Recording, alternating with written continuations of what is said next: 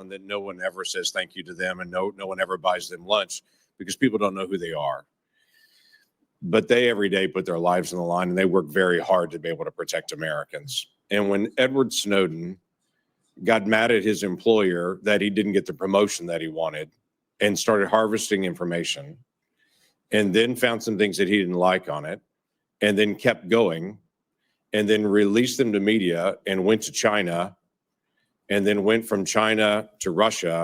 Let me just stop him right there, because Edward Snowden didn't do those leaks because he didn't get a promotion. Let's look at why Edward Snowden did those leaks.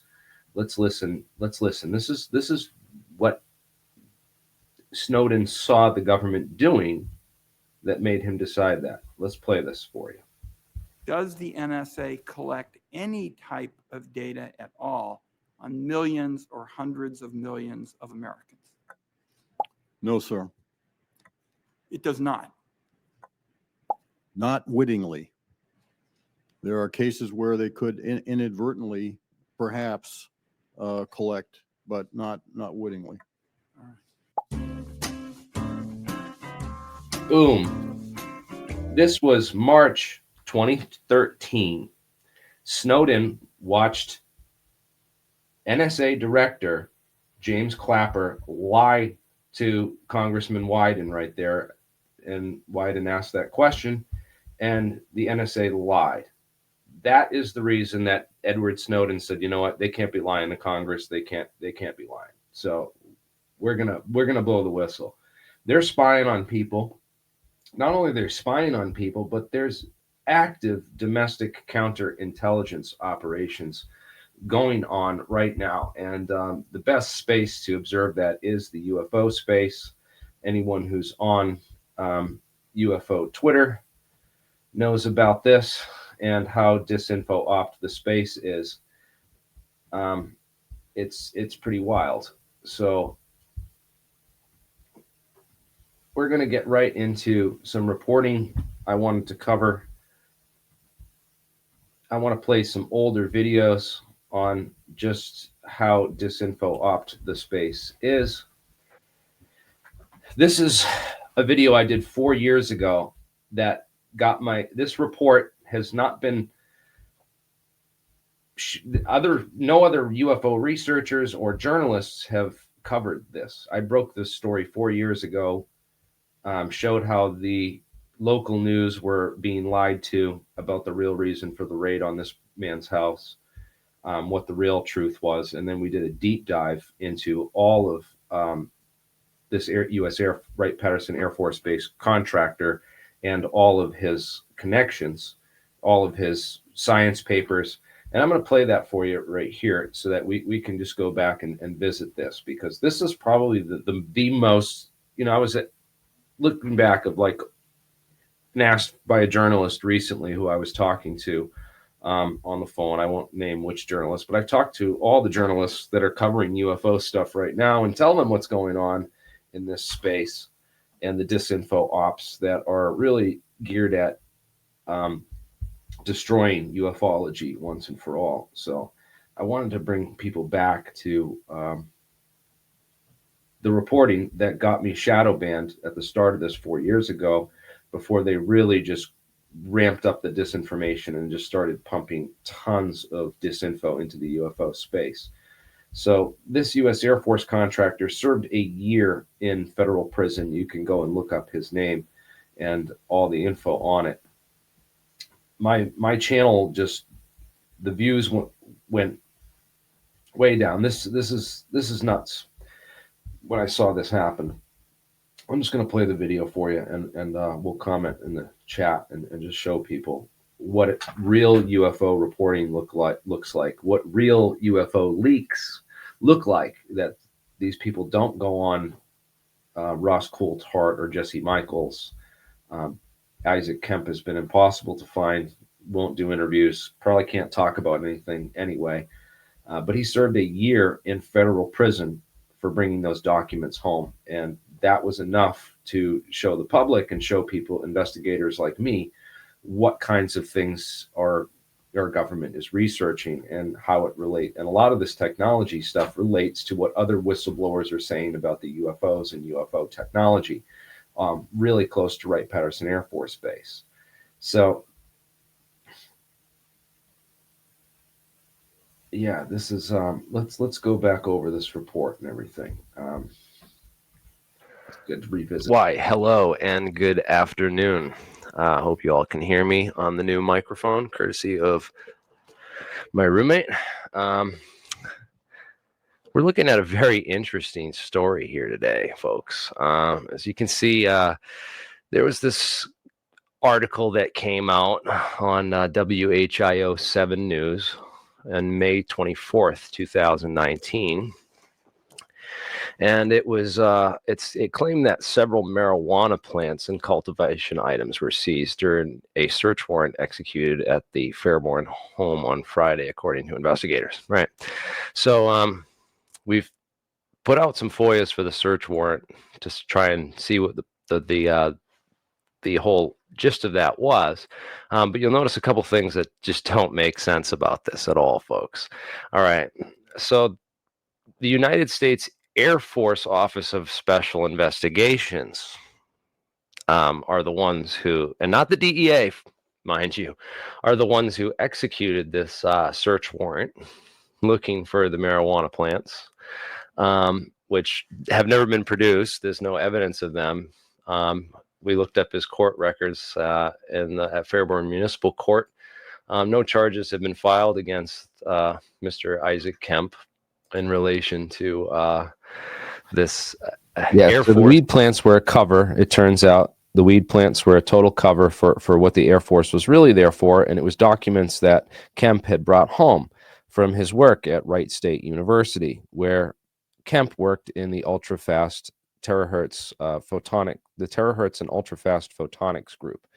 And a lot of the stuff has since been taken down, but we reported on it then, and luckily live streamed the screenshots of it all. So it's all on record there, including our deep dive into all of, you went to search for the Core Scholar portal on Wright State University's website. You can find all of Isaac Kemp's thesis paper and a whole bunch of other papers that he wrote, and gives us a lot of insights into the technology that he was working on, which is terahertz wave and certain terahertz imaging techniques and imaging technologies for aerospace applications. And, according to our investigation, they were using this to, this is a type of paint. It looks beneath the paint job, so they can basically spy beneath the paint job on the hull of aircraft in order to do inspection with these. It's like an optical X-ray for long wave, but it kind of like those long wave machines that scan your body, but they scan the aircraft hull and they can detect, damages in the aircraft hull and stuff. But as you all know, we had, Joe Rogan on just before that on, with Tom DeLonge on the Joe Rogan podcast, Joe Rogan Experience 1029. And Tom DeLonge was talking about the terahertz wave radiation and terahertz frequencies and how it was used to, we talk about the patents and all that stuff. We were reporting on all this stuff 4 years ago. This is real journalism that didn't get picked up. None of the science was understood. It's still not understood. They've totally polluted the science sphere. One way of with, producing the recent crap that's out. Now we have Jake Barber and the Eggmen, swearing that there's this psychic left-handed gay unit of the military that's summoning UFOs. And they're saying, that now that the U.S. Air Force and all the skunk works and all the contractors have so many of these eggs, they're just tired of them now at this point. This is just complete laughable nonsense that's out there in the mainstream right now. And serious journalists are reporting this, and I don't think they're that serious. I don't think they're very serious anymore. I hope nobody takes these news organizations or their journalists seriously anymore after the shit show that they've put out. And the whole field of ufology has just basically become this grift squad, where it's like, if you're not in on the grift and supporting the other grifters, then you're not welcome into the club.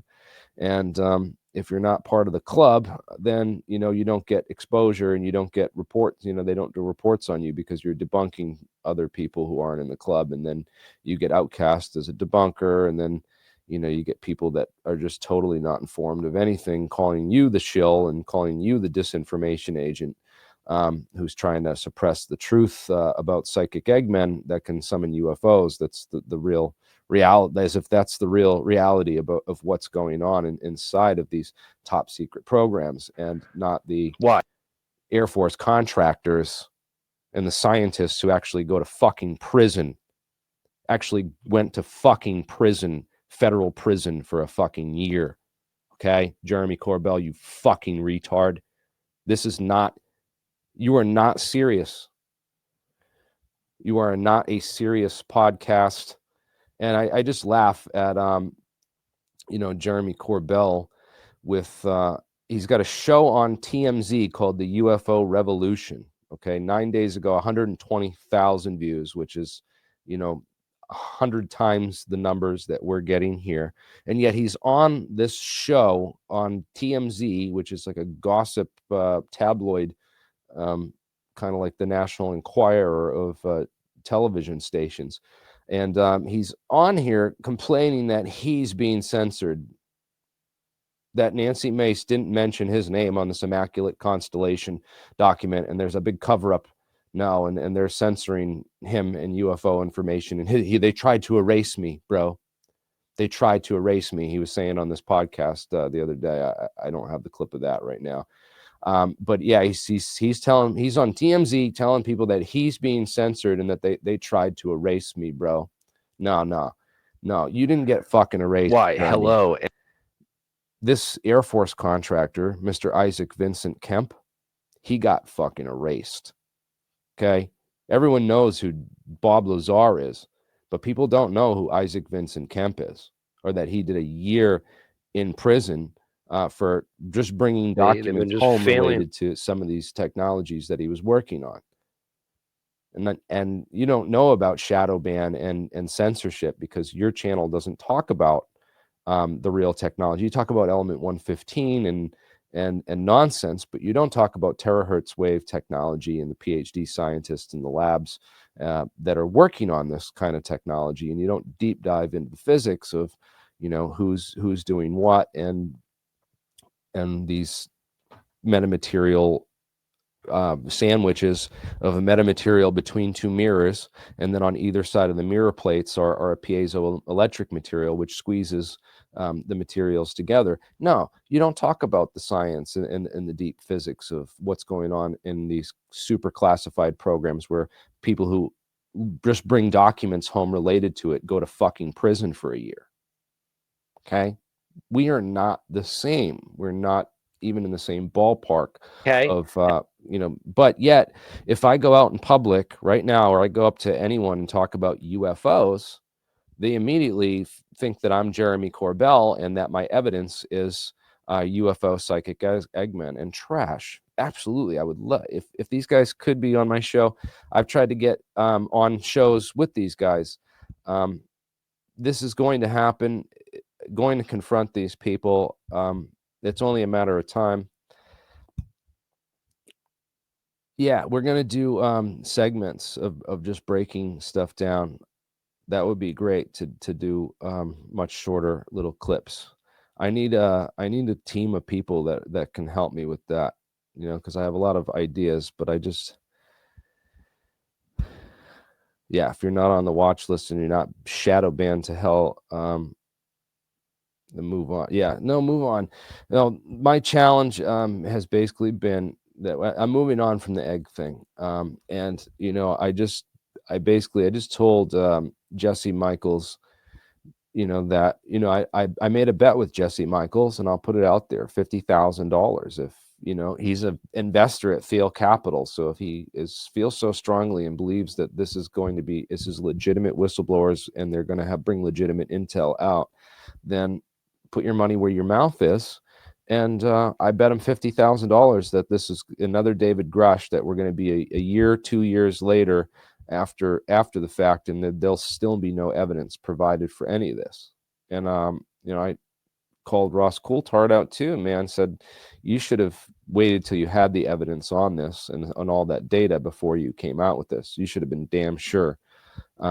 Because the stuff that we're getting now is a lot of backpedaling on the psychic ability to summon these. And, even Chris Bledsoe saying that, if there's skeptics around, they don't come, or that they won't show up for some reason. And that's just ridiculous. So it's not repeatable. It's not, a consistent experiment. And only incredulous people who are fooled easily and don't know the difference between drones and or laser-induced plasmas and UFOs might be fooled by these technologies and deployments of them in the right psychological setting. So yeah, I just think that you have a group of these people that are either told this stuff by counterintelligence ops, or they're all part of a counterintelligence ops, because UFOs is the most disinfo-filled space into opt space in the whole community. So it really is no surprise that if this is $1 billion industry and there's trillions of dollars that have been dumped into these black budget programs, the missing $32 trillion from these black budget programs, that pays for a lot of disinformation, and that pays a lot of people like this to all come forward and corroborate each other and create a bunch of dots on a data map where there is no data, and it's all artificially created. So I challenge all these people. I don't believe anything that they say. I don't believe any of their witnesses, because they don't have evidence. They just have more trust me bros to back them up, and it just seems like a big trust me bro fest. And I say, if they really mean this, then let's come down to Avi Loeb Observatory, right, at the Harvard Observatory. Okay. And Avi Loeb, his office is right there in Harvard at the Harvard Observatory. We can all bring all these psychic Eggmen down to Avi Loeb's office, and we'll summon a whole bunch of these things over the Harvard astronomy for all of Avi's people, with all of their really expensive instruments that Harvard, one of the richest universities in the world, paid for and already have. So we don't have to worry about, people worry the Skywatcher technology that Jake Barber has, and the whole authenticity of these UFO Skywatchers team, So they have their own Skywatchers team with their own equipment, and they're apparently trying to summon these things psychically and then film them and provide evidence for them. Well, if this really works and this is real, then come do it at the Harvard Observatory in front of all the scientists with their much better telescopes and much better instruments and much more experienced and qualified aerospace intelligence people and astronomers who are quite familiar with. Skywatcher is Jake Barber's company. So Jake Barber, in addition to coming out as a supposed whistleblower with insider information, was there to also promote his Skywatcher company, which is a company that observes and captures UFOs on film or something. Yeah, that's what. Yeah, they said there will be proof of the summoning of a UFO. That's what Ross told me, and has said to many people. I hope so. I hope so. You have to really step back and say, this is what's really going on, and this is what's really happening. Yet, and so you see a lot of excitement. Yet we have 152 people watching this live between two platforms. That's everyone on Twitter and everyone on YouTube combined. Okay, these videos 2 weeks ago, and they're up to 2 million views. Okay, we won't touch those numbers with our accurate reporting, but nonsense, over dramatized, and well-produced fluff is getting 1.9 million views. It's ridiculous. And none of these journalists will touch the stories that we've covered on this channel, which lead to actual top secret programs and intelligence that people actually went to fucking prison for. Okay, not Jake Barber. Jake Barber's still out there, man. He didn't get arrested. The center hold the data. You know, you have to wonder about the people that commit crimes like lying to Congress out there in the openly, right out in the open, yet face zero consequences.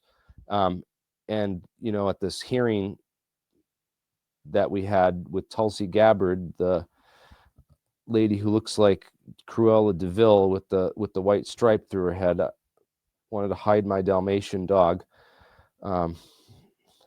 Make sure that she didn't go after him during the hearing. But anyways, yeah, it was kind of lame because all these people attacking her on this, her positions on Snowden, and, you know, was Snowden a hero? You're going to pardon him? How dare you? It seems like 80% of Americans who vote in this country all voted for Snowden to be pardoned, all voted for all these deep state players that are sitting there in this hearing defending him. Those are the people we voted to put in prison and get the fuck out of our government, quite frankly. All these people defending Snowden, and I mean, all these people, you know, offended by Snowden. None of them mention the crimes committed by James Clapper, who started all this. They in fact, they glossed right over at that important part in the 4 minutes in there that we showed before with I think it was Mr. Cotton claiming that Snowden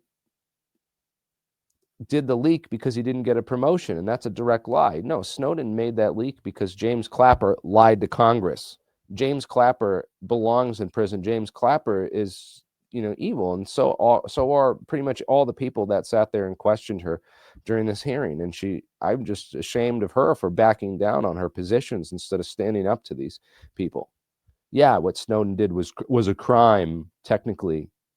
It's a crime to expose bigger criminals? No. When exposing criminals becomes a crime, you're ruled by criminals, and all those people in the room that are criminals. And I can't believe we're like allowing this government to still yeah, she's definitely harder than Cruella de Vil. But again, it's the whole haircut thing it just throws me off, man. Yeah, and then Snowden is not really, I don't know. What do you mean by Snowden's a psyop? I don't quite get that. I don't think Snowden had access to the UFO files. Remember, Snowden was a private contractor. He worked for Booz Allen Hamilton, which was an NSA front. Okay, a lot of these big corporations like Fannie Mae and Booz Allen and Brown Brothers Harriman have always been, you know, intelligence fronts. They're always the intel agencies operating and running out of all those things. Okay, the UFO files are all held under Battelle Memorial Institute. Okay, that's much different than it's not the same private institute. So Battelle is different than Booz Allen Hamilton. Booz Allen Hamilton handled all that spying stuff for the NSA and the real spy technology, the NSA data center and a lot of that stuff. So they weren't connected to the UFO file stuff. That is Battelle. So again, where we see Battelle rise up in all this is in Arrow with Moultrie, right? Moultrie hiding his contacts to Battelle, Ronald Moultrie. Okay, this is not happening. So we're just going to go straight to the documentary, and I'm going to play this documentary for you all so that you can learn about that. No, Snowden couldn't have released all the UFO files because Snowden worked for Booz Allen Hamilton doing NSA spying programs. Different company, didn't have access to those files. But we're going to talk about who did and who does have access to those files, because this is some of the most important information of all. And it's kind of crazy because UAP Gurib here gets credited, and Jesse Michaels has a recent interview with Randy. So Jesse Michaels, Anderson, right? Randy Anderson. You guys seen this one yet? Watched the whole thing. This came out a while back, and I don't know if you guys have seen it, but in it they don't mention Battelle, but they talk about Battelle in reference to this underground base where Randy, this Green Beret, allegedly saw this door with a sign that said off-world technology. And, apparently this is where he believes that this stuff is kept, in this off-world technology division of this tech company, which is a private corporation. And they don't mention it directly, but they say, oh, UAP Gerb is like the best researcher in the space on this, and he's done all this great research, and you should check out his stuff on that. Well, UAP Gerb's video is this one right here, which I've gotten explicit permission from UAP Gerb to play. Because, Jesse Michaels refers to Gerb as the source and intel researcher who put all this together. But in reality, this was a lot of Anthony Brigalia's work. And also I've reported on all of this stuff on this channel before this, but this is a great 17-minute summary of that information and really just lays it out great. So, again, UAP Grib, I thank you for putting the video together and getting all this information compacted. I'm going to make a few more comments about the metallurgy and the science involved, go a little bit deeper on that end of it. But other than that, this was great work on UAP Gerb's. And I've checked out some of your other stuff. A lot of it's research that I've already done, and I really wish you had consulted with me on a number of these videos, especially the ones on Ed Fouché, where you call him Edgar Fouch and get his name wrong. That would have been great. Anyways, here it is. Meet Battelle Memorial Institute, a private nonprofit applied sciences and technology development company whose mission is to, quote, deliver scientific discovery and applied research that makes the world a better place to live. This private nonprofit has a prolific list of USG contracted work, including classified SAPs. Battelle has a storied history in the technological development of our US society, including research into the fabrication of uranium for the Manhattan Project from 39 to 52, development of the photocopy machine and UPC barcode system, work on combustion, electronics, energy conversion, propellants, all for Apollo 11, and military research into biological and chemical weapons/defense systems, and more. Today, Battelle manages the National Biodefense Analysis and Countermeasures Center at Los Alamos National Laboratory and the National Renewable Energy Laboratory, NREL, as well as Oak Ridge National Lab, all of which are DOE-sponsored labs. So we already see some ties here with Battelle and the USG UAP work in Los Alamos and the DOE. But what if I told you Battelle is harboring a dark secret, that the company has a long history of studying UFOs, aiding the USG and USAF in the UFO cover-up, and has even conducted analysis on UFO material? Hey guys, it is UAP Gerb, and we are finally going to start to dive into one of the most fascinating aspects of the UFO phenomena, the private sector's connection to the study of UFOs. Numerous key figures such as David Grush, Lou Elizondo, Chris Mellon, Eric Davis, former Senator Harry Reid, and more have made direct statements that USG defense contractors have a direct hand in the reverse engineering and crash retrieval of UAP.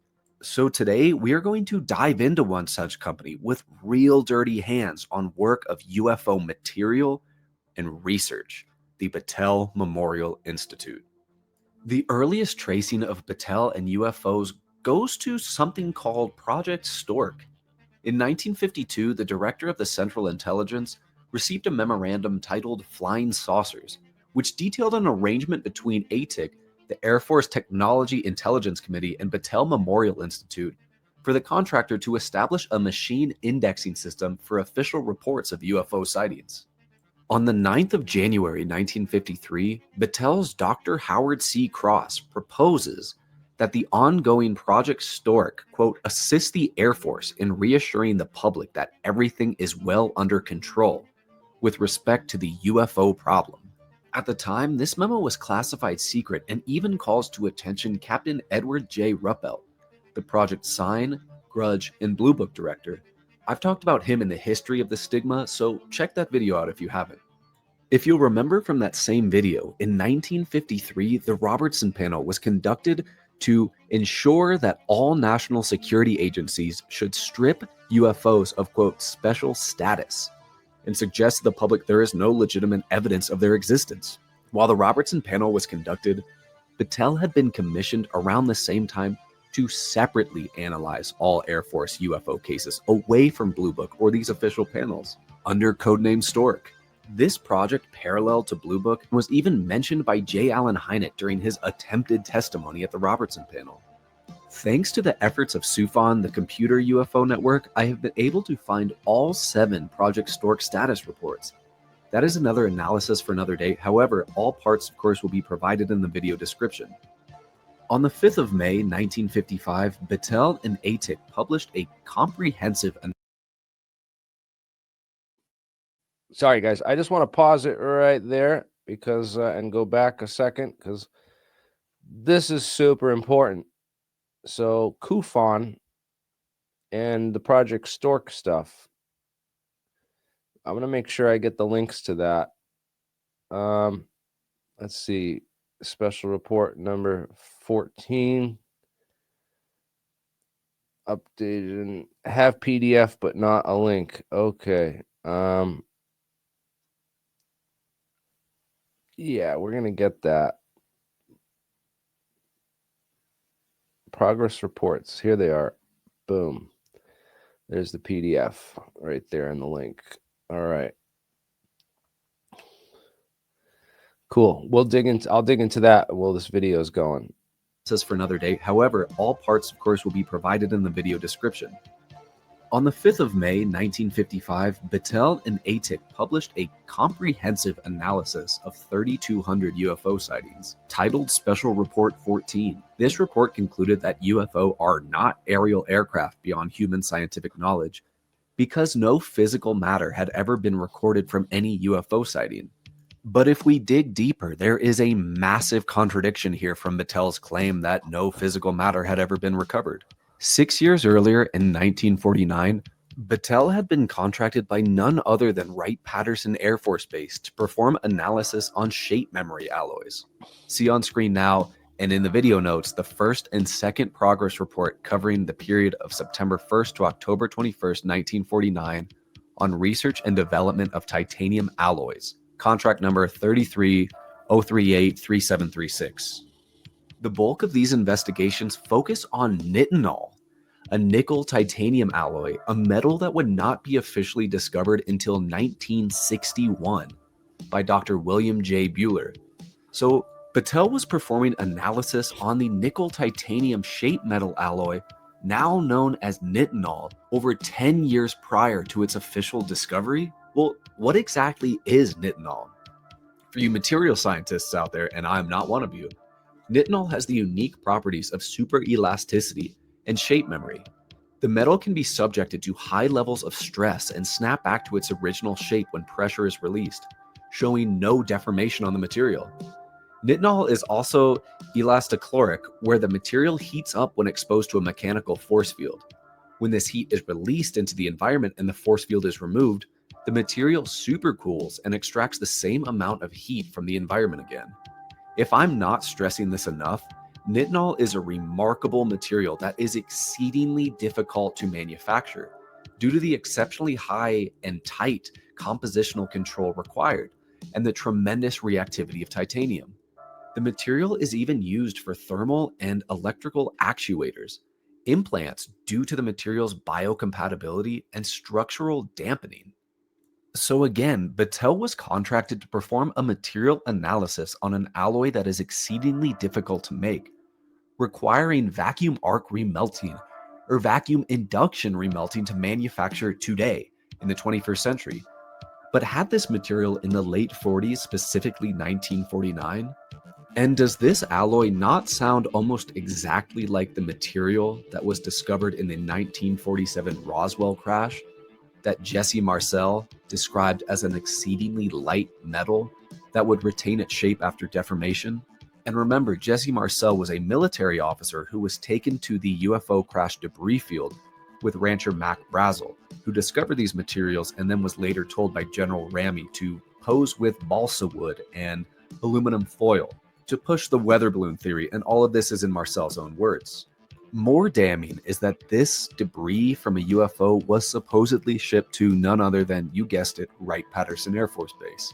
So to summarize, I am directly inferring that the 1947 Roswell crash led to the discovery of the material known as nitinol, and thus Wright-Patterson Air Force Base and the US Air Force contracted Battelle to perform a material analysis on nitinol in 1949, over 10 years before its quote-unquote official discovery in the private sector. But this wouldn't be a UAP group video without the mention of the Atomic Energy Commission, would it not? Well, this study by Battelle into titanium-based alloys was a research and development project under the Atomic Energy Commission. For those of you who have never watched one of my videos, UFO records and materials have been classically misclassified under the 1954 Atomic Energy Agreement under Transclassified Nuclear Foreign Material. With this report, Battelle's work on titanium alloys is one of very few studies without classification. It's not labeled as classified, unclassified, or declassified, but rather is labeled as restricted. Essentially, this is a private sector classification standard in which only need-to-know read-in access is solely allowed. If you've never heard of this before, people like David Grush have spoken that part of the reason that private industries are used for UFO studies is because they have their own legal classification standards that can't be breached by people with SAP access like Grush himself. But even more perplexing, these studies into nitinol were not declassified until 2010. But we can go deeper because I have the most 2010. Do you get that, guys? So this is crazy what he goes into after, but on the nitinol stuff, we're going to take a break after this. I'll save it for the end of this video, but I want to share. We're going to get back to the memory foil and the actual testimony. most bizarre connection to make with Battelle and this nitinol UFO material. Within Battelle Report 2, we observe an inconspicuous subsection titled, quote, Analytical Methods for Titanium-Based Alloys by one A.C. Eckert and E.J. Center, a senior research chemical engineer who worked for Battelle from 1939 to 1957. Nothing out of the ordinary, right? Center's section of the report deals with titanium purity. Exceptionally pure titanium is needed to make nitinol memory metal due to the high reactivity as titanium, as I mentioned above. So keep E.J. Center's name in mind, because let's travel to the summer of 1994 and read into the Ohio UFO Notebook by Dr. Irene Scott and the MUFON, the Mutual UFO Network Board of Directors. This piece, titled, quote, The Ohio UFO Crash Connection and Other Stories, details an informant who came to MUFON in 1992. This man attended North High School in Columbus, Ohio in the late 1950s. In 1958, he dated a girl named Kathy Center. One night while visiting her home, her father, one Elroy John Center, told them while working at Battelle, and remember he left in 1957, he was, quote, responsible for a project which required him to study parts retrieved from a flying saucer. This section of E.J. Center is under one decoding the I-beam of the MUFON report. Roswell enthusiasts will know that Major Jesse Marcel, who was taken by Rancher Mac Braswell to the debris field, found an I-beam amongst the wreckage and memory metal, which had strange characters on it resembling hieroglyphs. What's crucial to remember here, guys, is that although MUFON reports on E.J. Center and his work on flying saucers for Battelle in 1994, E.J. Center's 1949 work on nitinol was not declassified until 2010. So making this connection, unless E.J. Center was really, in fact, working on materials from a crashed disk for Battelle, likely the Roswell wreckage, and blabbed about it once he left Battelle in '58, would be impossible. To put the cherry on top here, you JRE fans will remember famed computer scientist and ufologist Jacques Vallée appearing on JRE, the Joe Rogan podcast, on the 4th of December 2020 with the Phenomenon director James Fox. If you haven't seen The Phenomenon by Fox, I highly recommend checking this out, as well as Moment of Contact, which is about the Varginha, Brazil UFO case. He's got great documentaries. But anyways, Jacques is famous for spending many years connecting the private sector to official USG investigation. And within this podcast, he references one of the entities that helps control the UFO phenomena and the study of it in intelligence agencies is, quote, a private contractor. But Vallée nervously states he does not wish to disclose who in fact has UFO materials. Fox comes to all of our rescue to suggest the name of the group indirectly by stating its involvement with the 1953 Robertson panel. As we studied above, this is Battelle Memorial Institute. I honestly don't know if I'm able to use JRE clips from Spotify for copyright inclusion, so I'm not going to do that here. But if you wish to check this out, this is JRE episode 1574 and began at about an hour and 42 minutes in, where Jacques starts talking about pieces of metal recovered from UFOs. And this is where the discussion about what private industry has these materials and where Battelle is suggested by Fox and Vallée himself. And lastly, Battelle actually has shocking connections to AARO and Dr. Sean Kirkpatrick, our modern-day disinformation agent. Kirkpatrick and AARO were directed to report to one Ronald Moultrie, the Undersecretary of Defense for Intelligence and Security, and almost definitely one of the hostile witnesses on David Grush's list. If you'll remember from my Sean Kirkpatrick and AARO video, in 2022, AARO and the DoD awarded a company called Sandcorp a contract of $1.9 million for AARO support services. This Sandcorp specializes in preventing leaks and stopping whistleblowers. Okay, and guess who oversaw this contract? The Undersecretary of Defense for Intelligence and Security, one Ronald Moultrie. Additionally, on the 16th of December 2022, Ronald Moultrie and Sean Kirkpatrick actually held a public press conference that they have not seen evidence of crashed UFOs that suggest they are craft from another planet or dimension. They additionally suggest there have been no crash recoveries. So here, alongside Kirkpatrick, we see that Ronald Moultrie is vested and interested in playing down UAP and stopping whistleblowers, right? Well, the Honorable Ronald Moultrie is actually a board member of Battelle and has been since 2016. And worse yet, Moultrie has tried to scrub this from his record, including taking down his board membership from his LinkedIn page. But fortunately, Pogo.com stated on its website that Moultrie had been an advisory board member at Battelle, and fortunately grabbed screenshots before Moultrie took this down, as I'm showing on screen right now. So even up to the modern day, Battelle has its hooks sank in the USG and is controlling the UAP narrative. So, Battelle, not only have they played their hand in investigating UFOs for the USG and Air Force, but they've also aided in quelling public interest in UFOs by saying there's nothing to them, and studying UFO material, such as nitinol, which was likely recovered from the Roswell crash.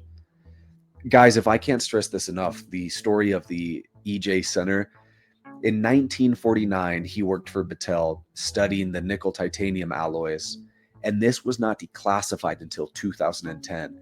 But in 1994, the Ohio MUFON Journal reported on EJ Center, who said he worked on parts of a flying saucer once he left Battelle in '58. That connection is just obscene and really adds another kernel of credibility to this already baffling case with a ton of supporting evidence. Boom. I hope you guys enjoyed Okay. this look at. There's even more supporting evidence than that. I just want to point out to UAP Gerb and go over some of that really quick. So one of the main pieces of evidence is in the Battelle progress report itself.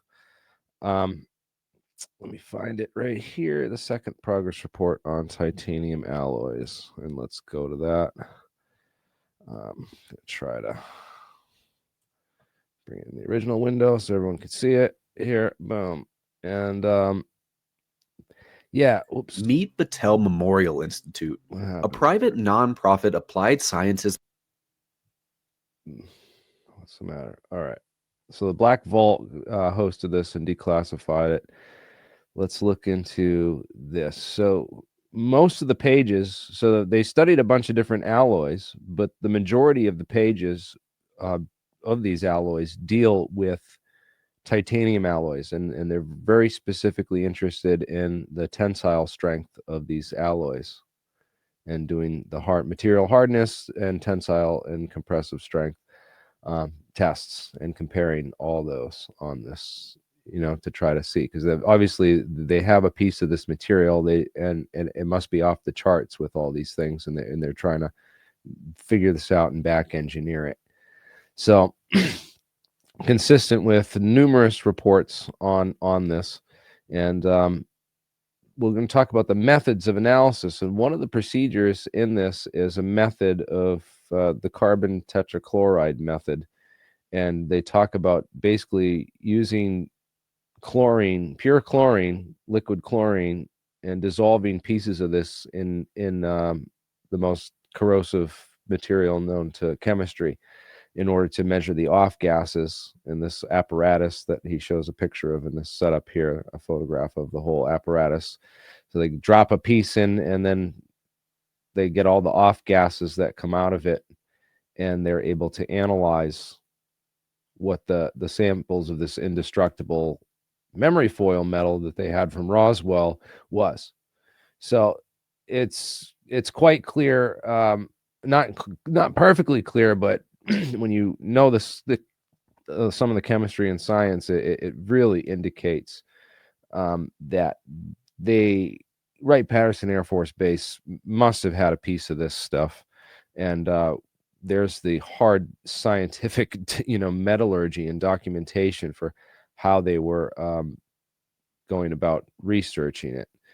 And boy, where did this go now? There it is. I'm going to bring up next. The next day, reporters heard that the Air Force had found fragments of the mystery object crashed on a remote ranch northwest of Roswell. Excitement ran high until officials announced it was only a weather balloon. Major Jesse Marcel, in charge of the operation, now tells a far different story. They took pictures, of course. They had a whole flock of microphones there. They wanted they wanted some comments from me, but I wasn't at liberty to do that. So all I could do is keep my mouth shut. And General Ramey is the one who discussed or told the newspapers, the newsmen, what it was and to forget about it. It was nothing more than a weather observation balloon, of course, which we both knew differently. Major Marcel had to keep silent because of his strategic position at that time. He was in charge of all security and intelligence on atomic tests in the United States and the Pacific.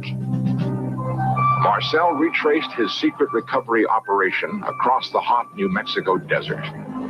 We left Roswell perhaps around 3:30 or 4 o'clock in the afternoon. As you can see, it's flat.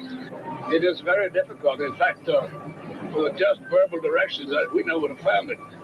We had to follow the rancher out there. The crash site was so remote, it took an entire day to drive there. The following morning, we went out to the site where the crash was. And what I saw, I couldn't believe there was so much of it. It was scattered over such a vast area. So we proceeded to pick up as much of the debris as we could, loaded in a wagon. We filled that up. It took us a good part of the day to do that because there's such small fragments that we had to do a lot of picking. We found a piece of metal about a 1.5 to 2 feet wide and about 2 or 3 feet long. Felt like you had nothing in your hands. It wasn't any thicker than the foil out of a pack of cigarettes. But the thing about that got me is that you couldn't even bend it. You couldn't bend it. Even with a sledgehammer would bounce off of it. So I knew that I had never seen anything like that before. And as of now, I don't know what it was. There is new evidence that the FBI then got into the case with a different cover story. Lawyer Peter Gersten, searching through declassified government documents, came across a mention of the Roswell case. One of those documents related to an incident in Roswell, New Mexico, which indicated that the object, which had crashed was an experimental kite. The FBI investigated the incident and determined that it was terrestrial, that it was from an organization which had been doing research in experimental kites. What did crash in this desert? A UFO? A weather balloon? A radar reflecting kite? It was not anything from this earth that I'm quite sure of. Because I was, being an intelligence officer, I was familiar with just about all materials used in aircraft and in our air travel. This is nothing like that. It could not be. It could not have been.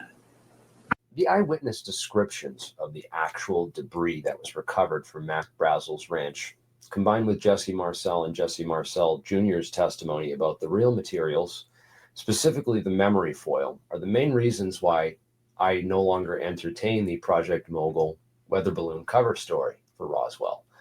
Mylar Declassify the files, guys. So here we are at the real Roswell. So Roswell, New Mexico is right here. It was home to Roswell Army Airfield, right? Which is right here at the southeast corner of the town, down here, Roswell Army Air Base, right? Right near the Eastern New Mexico University at Roswell, right? Also known as Walker Air Force Base, right? So this is where the atomic bomb squadron was. This is where all of the atomic bombs in the entire world were kept in 1947. So if UFOs are attracted to nukes, then it would have been a hot spot for them for sure. And everyone thinks that Roswell's the place where this happened. Well, no, it happened way, long way away from Roswell, almost halfway between Roswell and Albuquerque. That's how far. And if you drive there from Albuquerque, it's a little over a 4-hour drive, and I don't even think you can. It's real hard to find and get to, but here it is. The official crater and landing site. You guys can look that up. It's off of Cattle Road B12 and Lawn, or it's actually that's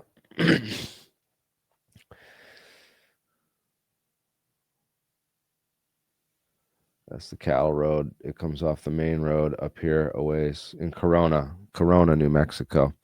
So anyways, yeah, Trump and UFO disclosure. That's a good question. What do you guys think will happen with UFO disclosure and Trump? Well, UFO is the UFO space is such a mess right now due to illegal domestic counterintelligence operations that are running amok in the whole UFO scene. I mean, just search for UFOs, and what you find back is a lot of crap. Oh, we're getting a lot of the FBI reports. So this is what's being reported in the mainstream, the real news. So there's all this guts happening at the FBI, right? And a lot of changes happening with the Trump administration coming in, you know, pardoning all the January 6th prisoners and then going after all the FBI agents that, you know, went after the January 6th people and really tried to stage a political war for against them and really abuse the authority of the FBI. And if you were working for the FBI at that time, this is domestic counterintelligence practices. This is what was exposed during COINTELPRO. If you don't know what COINTELPRO was, it was a document that was released to media and a number of other agencies and then eventually published. But we wouldn't have known about it if it weren't for a break-in at the FBI. Yes, during the Muhammad Ali fight, a number of students and some professors formed a group called the Citizens Committee to investigate the FBI. And they broke into FBI offices and stole documents from the FBI, which showed the presence of an illegal domestic counterintelligence operation that was actively being run by the FBI. Now, we know this sort of thing happens, and it's likely that this UFO working group that they're reporting on and all of the this secret FBI group that probes UFOs. I doubt they're probing UFO cases or looking into UFO stories or information. Okay, what this UFO working group was doing is looking into UFO activists and also running counter, and this is counterintelligence ops, where they create a fake UFO group. They make sure that the UFO crowd and the UFO grifters are all managed, which it's kind of like it's been like a self-managing entity for a number of decades now, since Ancient Aliens really blew it all up on the television sphere and now all these other TV shows like Skinwalker Ranch, and now Jeremy Corbell's UFO TMZ UFO Revolution.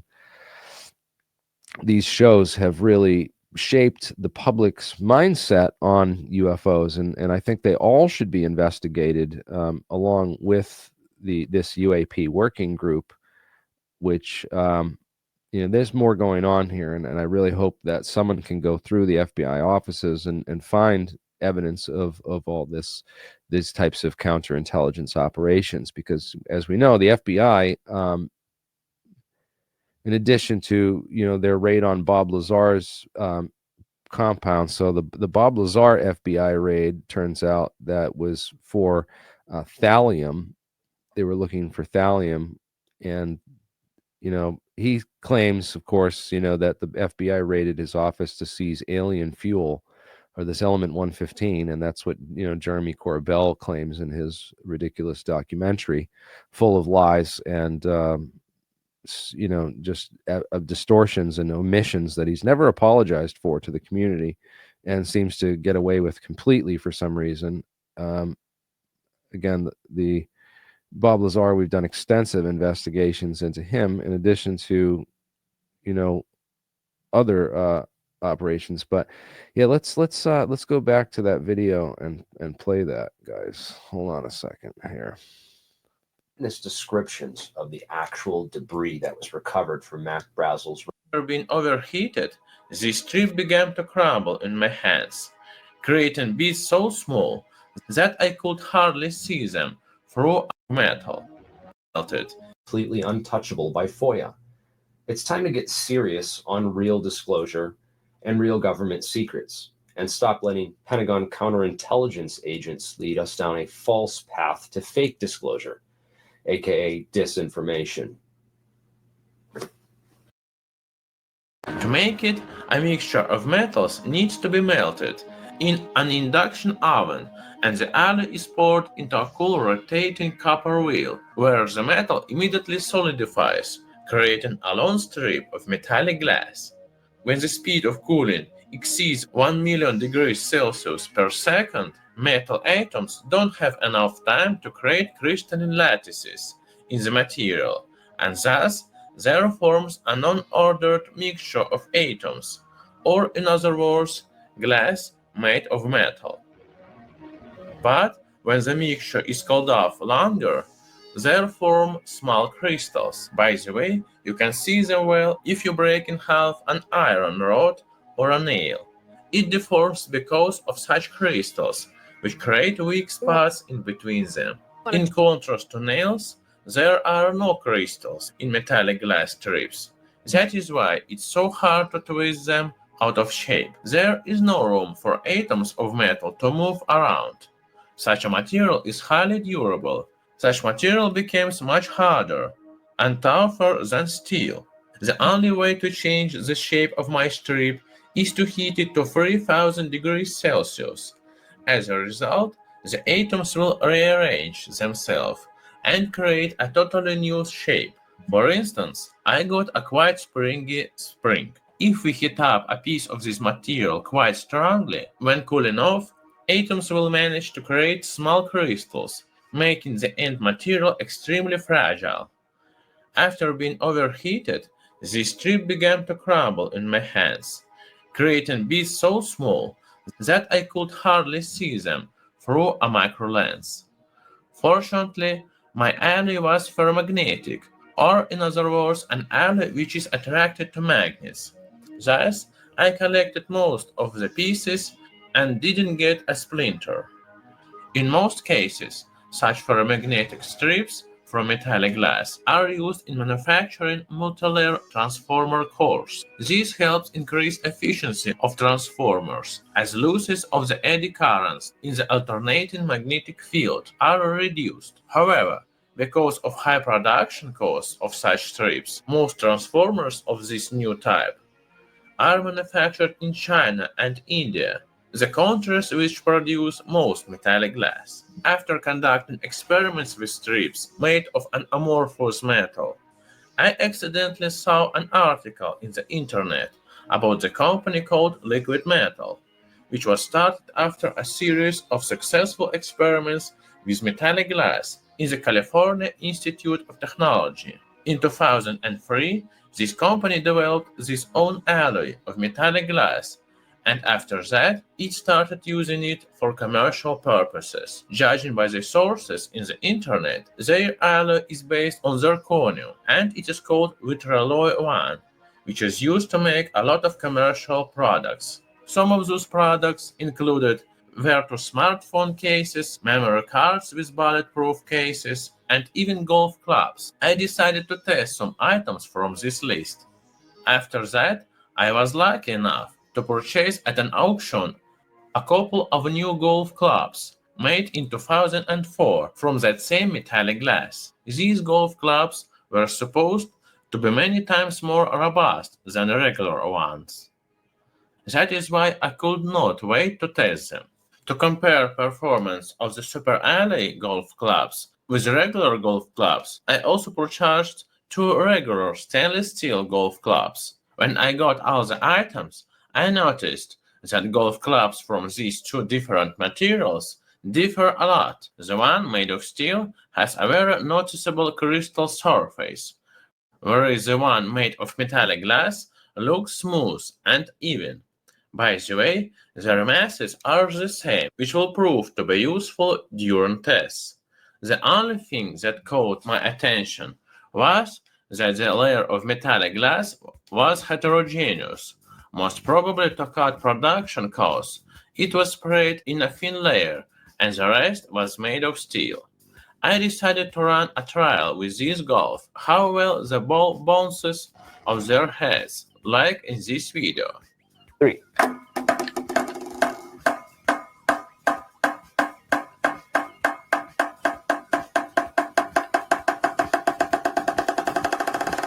We can see that the ball bounces off the metallic glass surface much longer than of the steel surface, because the formation of amorphous metal is much smaller than that of steel, and most energy is transferred to the ball. First, let us see how the 10 mm in diameter steel ball bounces off a stainless steel pot. Because the ball is made of tempered steel, it easily made a dent in a less dense steel, almost having not bounced off it. For my experiment, I secured 2 golf clubs heads in a perfect horizontal position and started dropping the same steel-bearing ball on them from the height of 40 centimeters. From this footage, we can see that the ball bounces off metallic glass golf club slightly higher than from the steel one, although the difference isn't as significant as in the demonstrational video I showed you before. Based on 12 experiments, I found out that on average the ball bounces off the metallic glass golf club 10% higher, although these results are within the measurement accuracy. That's General Rainey there posing with the phony wreckage of a weather balloon. Now, on the record, in our documentary, let me see if I have this handy. Jesse Marcel said on the record that there was so much of this material strewn on Mac Brazel's ranch, which had crashed July 2nd, that when he went there, it just was a sea of wreckage. And that Brazel was complaining that his animals would not walk through it, which I think is very interesting also. But he said it was an unusual kind of metal, and that the metal, you could crumple it up and then it would open back up, and then you couldn't cut it, you couldn't burn it, you couldn't dent it. There was nothing you could do. There have been depictions of that saucer crash there on the Brazel Ranch for years. Many of us know it, but actually the Roswell incident is much deeper than has ever been allowed. There are three major figures involved around the Roswell incident. Howard Hughes was called in, as we pointed out in the documentary. That's a very important piece because Hughes had his own knowledge around the UFO file. Lindbergh was called in, knowing so much about aviation. Werner von Braun was there when Lindbergh was there. You know, these are the missing things. So many people have run around sort of saying, well, no, I believe this general or whoever, and they got into these groups who believed certain things. You know, the funeral director was lying or whatever. It didn't matter. The mass of people who saw the wreckage, mass of people, mass of witnesses saw bodies, massive accounts, family accounts passed down. Doesn't matter if one or two people said one thing differently or another. There's too many people. This is what happens. Now, in 1994, faced with all of the pushback around the Roswell thing, the Air Force decided to do their own sort of Warren Commission report on it to get it out of the hair. And they said, Roswell report, case closed. It was a weather balloon. And so these are the same people, remember now, who are supposedly saying, hey, you know, we got to figure out what those UAP are. It's the same group. And what they want to do is either keep the truth from the public or get the public to believe their truth. Another shot of Marcel there getting called in after looking at the real wreckage and it being asked to pose with this stuff. Right. One of the interesting things that so the wreckage. Okay, let's go back to some sites here and just go over this real quick. So the wreckage was found out here in Corona, New Mexico, right off of Cattle Road B12. They set up a cordon all in that area, and they brought in a bunch of tank carriers, and they loaded this this stuff and onto tank carriers, and then they had a team of soldiers, about 100 men, lock hands like they do in a body search, when they're searching for a missing child or missing body. And they literally walked hand in hand, across the entire desert for miles, all out there, and collected and picked up every single last bit of debris that they could possibly find.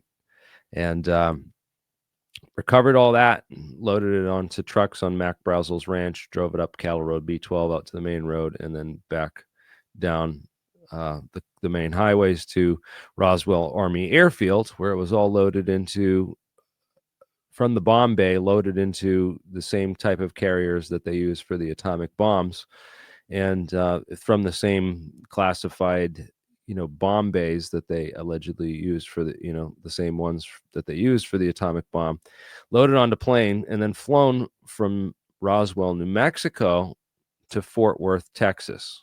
Okay. And taken out of Roswell, New Mexico, the most top secret Army air base, and flown to the U.S. Army's, basically the headquarters of the U.S. Army for in Fort Worth, Texas. And in Fort Worth, Texas, the real footage was put on another plane and flown from Fort Worth, right, to Wright-Patterson Air Force Base, where the wreckage of Roswell ended up at Wright-Patterson Air Force Base in Ohio. Okay.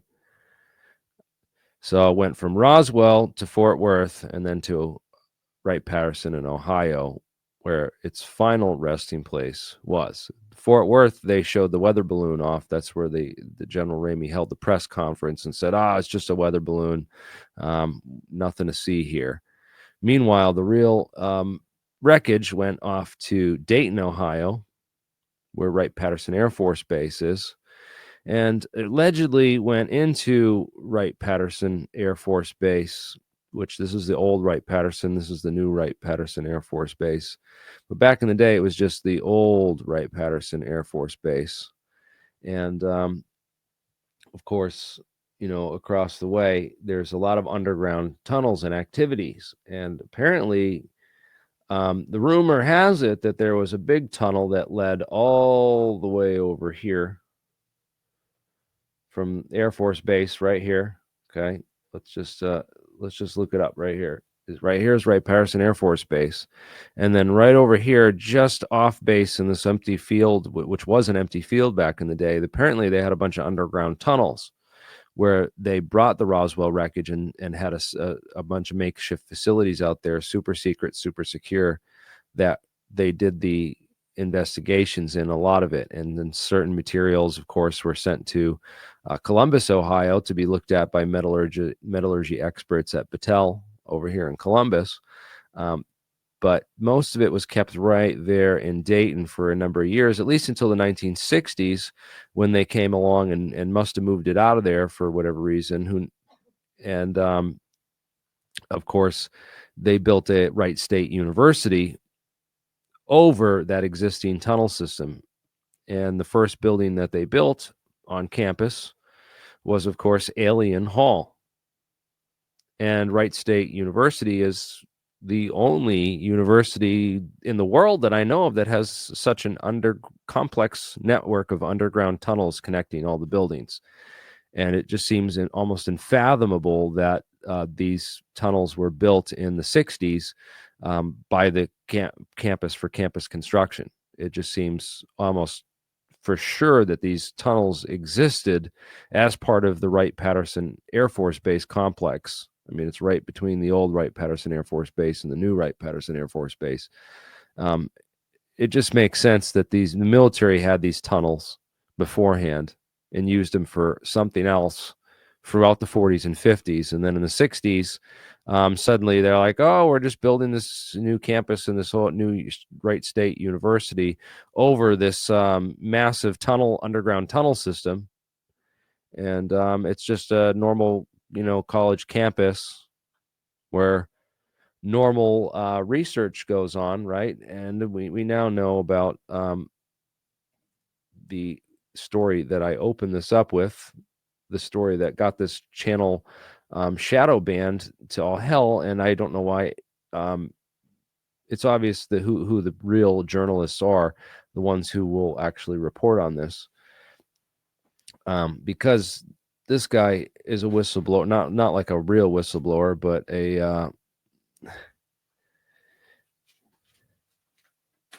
because he didn't actually talk publicly. We just know that he got arrested and charged with bringing more than 100 documents containing approximately 25,000 pages of classified material at the secret level. And guess what? He was an employee at Wright-Patterson, the ultra-fast photonics lab, and he worked right there, right in this location on terahertz technology stuff, which is, we know from Tom DeLonge is, of course, related to the UFO propulsion systems, according to Tom, which is weird that this guy gets arrested and sent to prison for bringing documents home from the ultra-fast terahertz photonics lab, and nobody talks about it, and that my channel got super, super shadow banned for bringing this up. Anyways, Isaac Vincent Camp case study. NASIC Air Force Research Labs. They're funding, they're funding a ton of stuff. Yeah, we're live right now. What's up? Any questions? Anyone have anything else that they want to bring up? We talk about, people seeing, this guy, Randy Anderson. Oh, you know what I wanted to point out? I saw Dan Benkert here in the chat earlier. I wanted to bring up Michael Schratt's videos and play these. These are the next thing in our tour, because Michael did some really good videos revisiting this case. First one's an hour and 6 minutes, and the second part 2 is an hour and 26 minutes. But definitely, if you're going to be into UFOs and get some history on the egg cases, because he's going to do a whole thing on these egg cases too soon. He's got all the case files on UFOs from every library in history, man. It's amazing what Michael Schratz put together. But I'm going to play this for you guys.